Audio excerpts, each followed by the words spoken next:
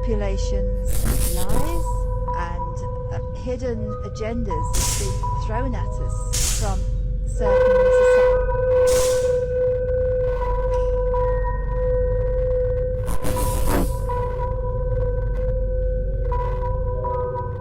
societies, organisations, and we're here to tell you about one or two of those today. We're actually at Bernard Shaw's house, and most of you know Bernard Shaw because he was a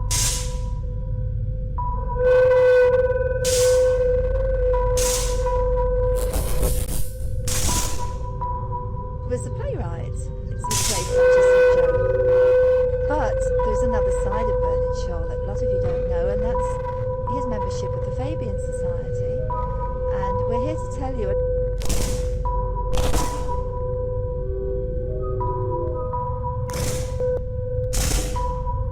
little about that side of his life and who the Fabian Society represents. I just want to read you a little quote here. This from the British Catholic Family News.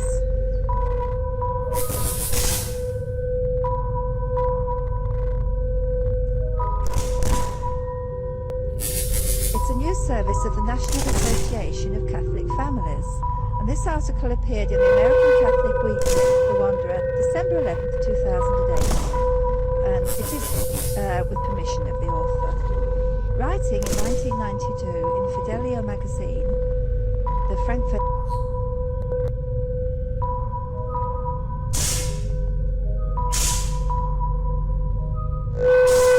School of Political Correctness, Michael Minicino observed how the heirs of Marcuse and Adorno now completely dominate the universities, teaching their own students to replace reason with politically correct ritual exercises.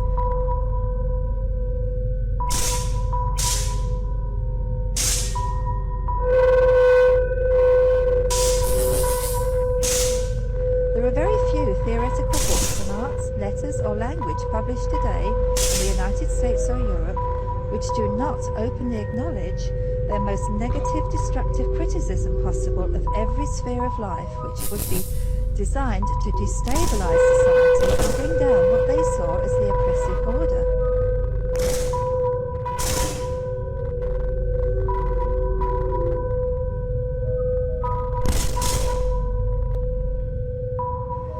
Their policies, they hoped, would spread like a virus, continuing the work of the Western Marxists by other means, as one of their members noted.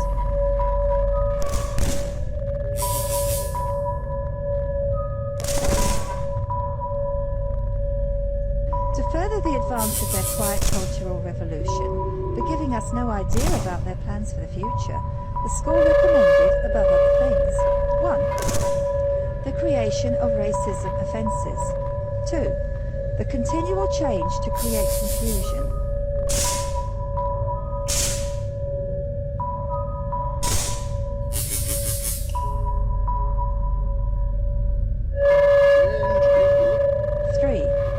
teaching of sex and homosexuality to children.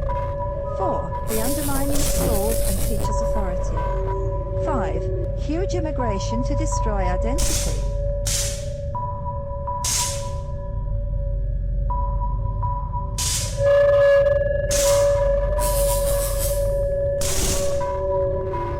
The promotion of excessive drinking. 7. Emptying the churches. 8. An unreliable legal system with bias against victims of crime.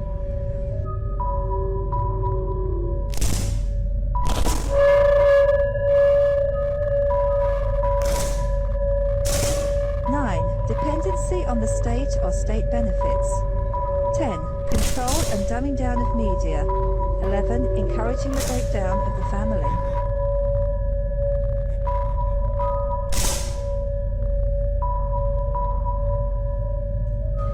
One of the main ideas of the Frankfurt School was to exploit Freud's idea of transsexualism, the search for pleasure, the exploitation of the differences between the sexes, the overthrowing of traditional relationships between men and women. To further their aims, they said they would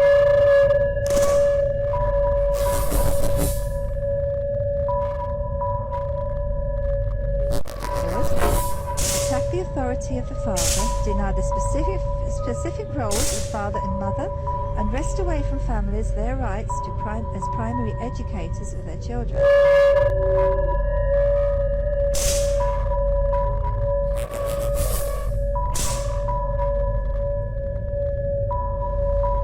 Abolish differences in the education of boys and girls. Abolish all forms of male dominance, hence the presence of women in the armed forces. Declare women to be an oppressed class and men as oppressors.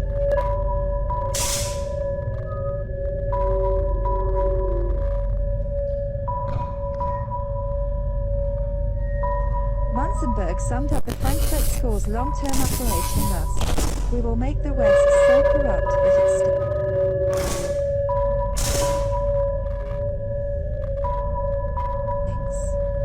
And I'm sure that you can recognise a lot of that agenda going on right now, today, present.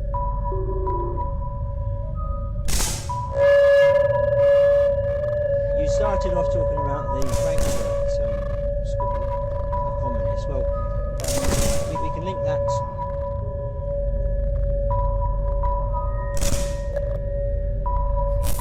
Make a link there to George Bernard Shaw pretty much straight away.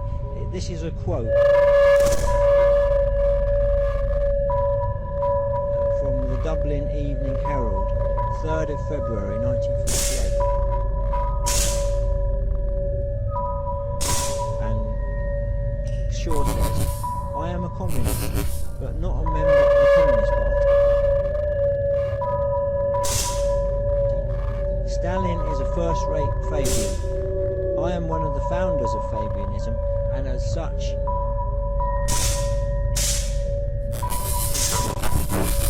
very friendly to Russia." So you've got a link there straight away, but of course,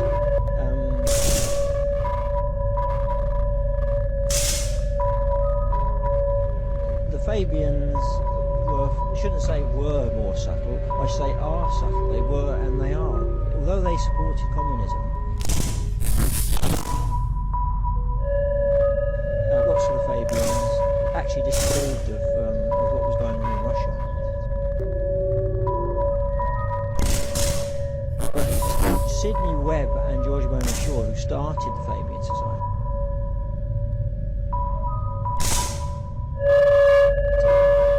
they went over to Russia in about 1934 on a visit. I think it was Stalin actually.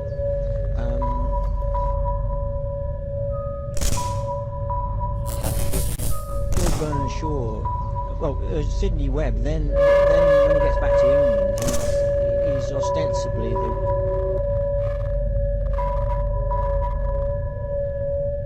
the writer of the book, which was called, I think it's called Soviet Communism, the New Civilization.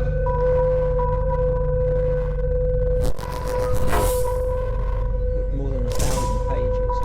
But anyway, in about 1950 something, a Soviet KGB code,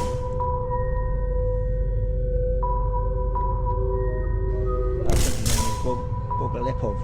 Colonel Gogolepov. Something like that.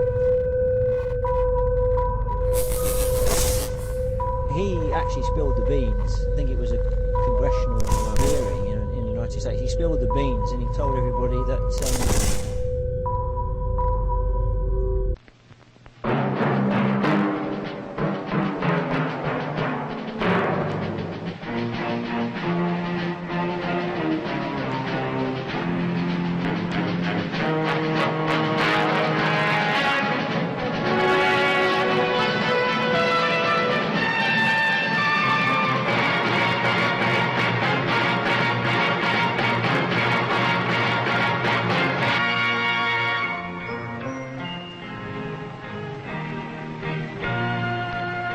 Some people have a deep, abiding respect for the natural beauty that was once this country.